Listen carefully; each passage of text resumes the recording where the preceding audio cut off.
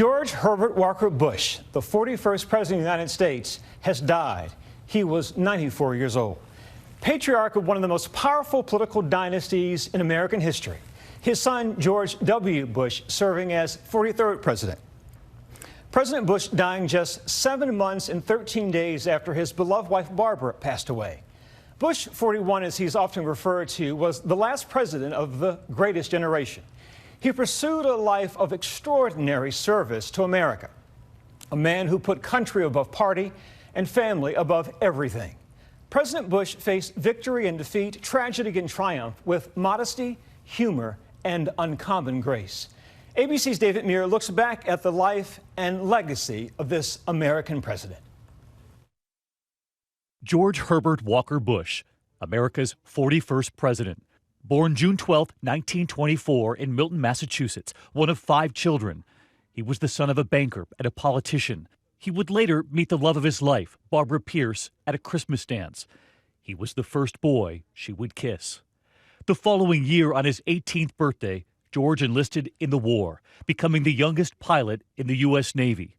While overseas, George and Barbara would keep up their long-distance romance with love letters to his darling Bar. 2 years in on his 50th mission, he was shot down over the Pacific. I knew if I wasn't rescued, I would be captured, and it was a harrowing experience. But he was rescued, and he made it home to Barbara. He attended Yale. He was the captain and first baseman of the baseball team. He and Barbara would have 6 children, George, Jeb, Marvin, and Neil, and 2 daughters, Dorothy and Robin, who died of leukemia at the age of 3 in 1953. It was a loss that broke both of them. He was very close. I was very close to her. She adored him. What was it that pulled you back up on your feet afterwards?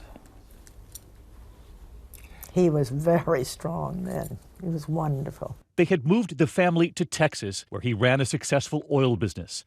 And then he would enter politics. George Bush, the happy family man, is now George Bush, Republican candidate for the United States Senate. He would later run for president in 1980. That's why I want to be president. I need your help.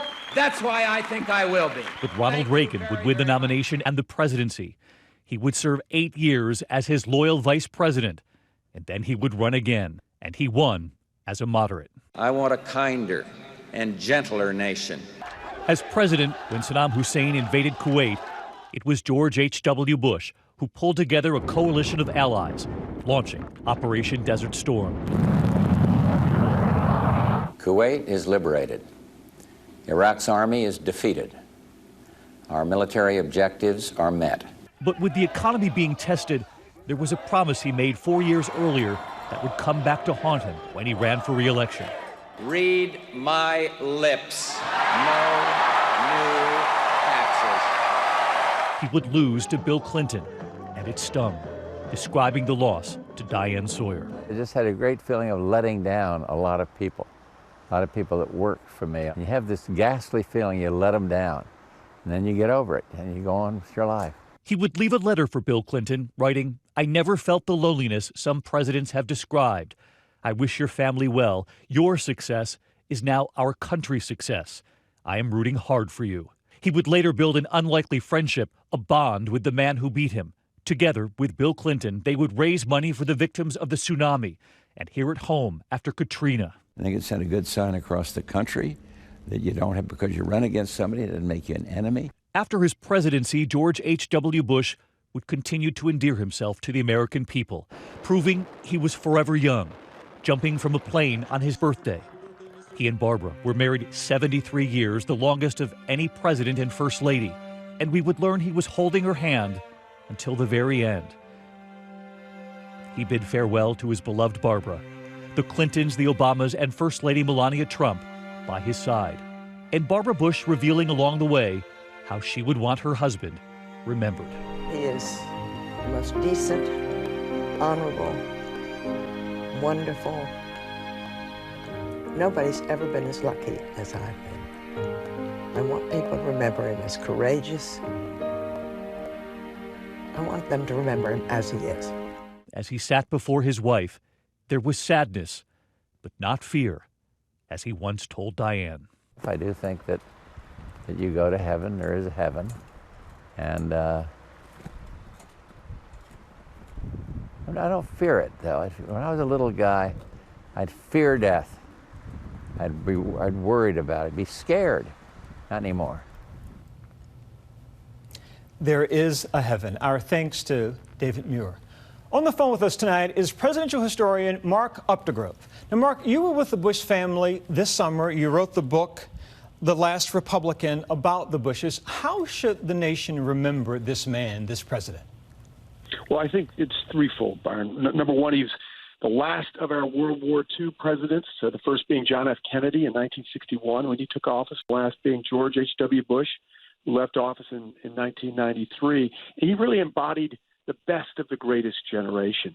Secondly, he was the president we needed in place to preside over the world at the end of the Cold War, which ended peacefully, due in large part to his remarkable diplomatic skills. And finally, he's the patriarch of the Bush dynasty, which has seen two presidents.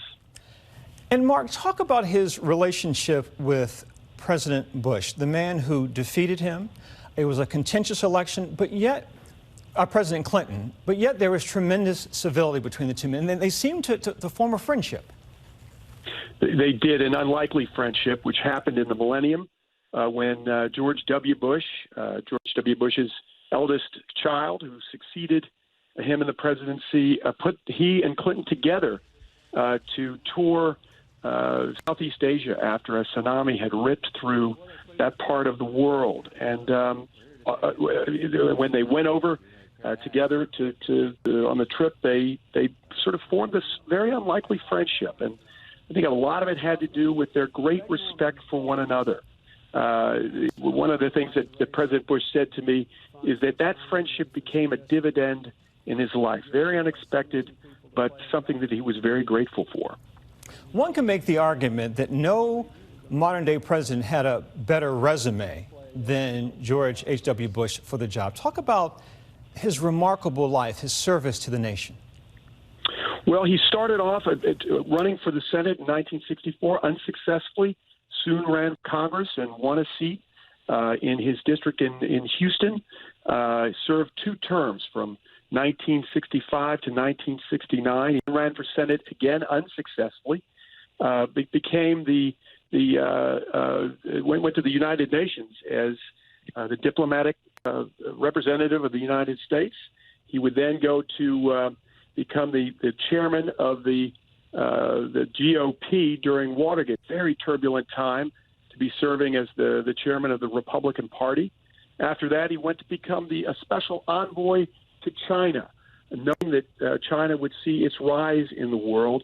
And then he became the director of the CIA before leaving public life for a few years and coming back to run for president in 1980 unsuccessfully, but was tapped by Ronald Reagan to be his running mate in 1980 and would serve two terms as vice president under Ronald Reagan before achieving the presidency himself in 1988. Mark Updegrove, presidential historian, thank you. ABC's Cokie Roberts, who covered President Bush for many years, joins us now.